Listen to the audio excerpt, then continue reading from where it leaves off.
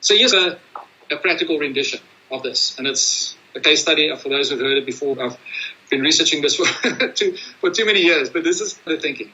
Do you think that Nokia customers leading up all the way to like 2006 or 7 were very unhappy?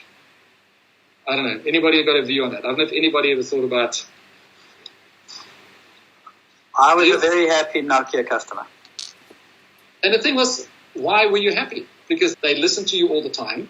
So that meant that they ran surveys and they kept on asking you questions. And every time somebody asked you a question or Nokia ran a survey, you would say, the device is not so useful because I'm a sportsman. I want a device that is good for sport. I want a device that's good for playing games or media. I want a device that is good for just running around a week because your battery used to last an entire week. Remember those days when you could charge your battery on a Monday and the next Monday it will still have a tiny bit of battery life left. So that meant that this organization became completely focused on a definition of happiness that says we need to listen to people, and once we listen to them, we need to react to what they're telling us. And the consequences are problematic. Now, the wave after that, what started creating a problem is that what you really wanted and what really made you happy was not somebody coming to you asking your opinion. It was somebody that could test ideas with you and push out the boundaries and figure out where the boundaries of most of a community's views would lie.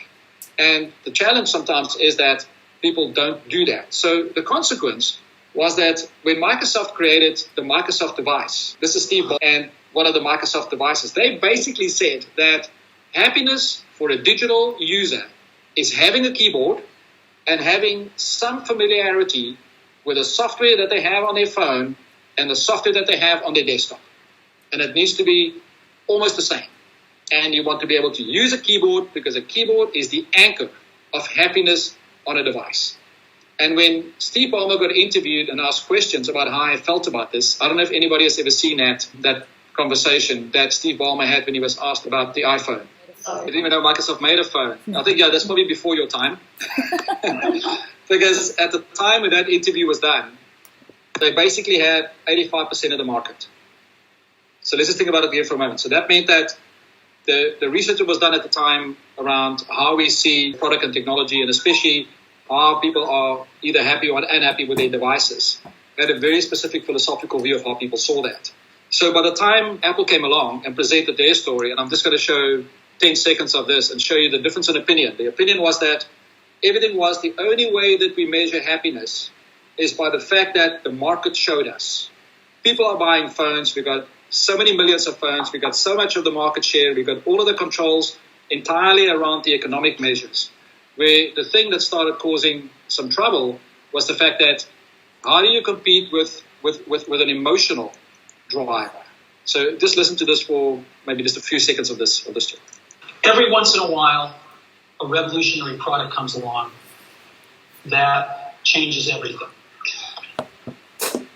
And Apple has been, first of all, one's very fortunate if you get to work on just one of these in your career. Apple's been very fortunate.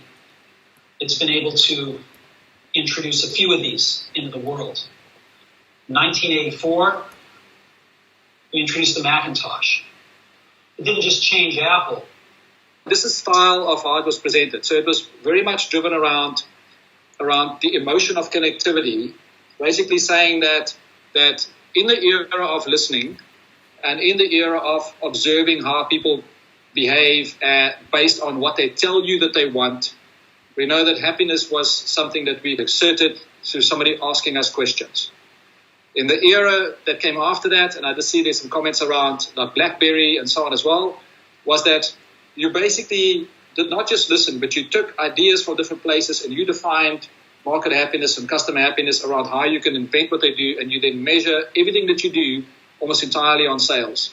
But we now live in an era where there's an emotional dimension. And the emotional dimension transcends just the fact that it's economically driven. It's not just about the numbers and about how you have purchased it. It's because you've got so many different options. It's about the one that brings an entire ethos around what it and how it engages with its customer base. Excuse me. So that means that we now know that there's no agreement on how this gets done. You find that there are still enormous effort on just running like research campaigns and interviews and all sorts of mechanisms to keep on finding out what people want and then only using economic measures. But we know that all of us are busy shifting into a world where the choices that we want to make and how we get enlightened by the companies who's going to provide us with new kind of innovative products that will make us happy need to be far more specific and engaging than what they used to be.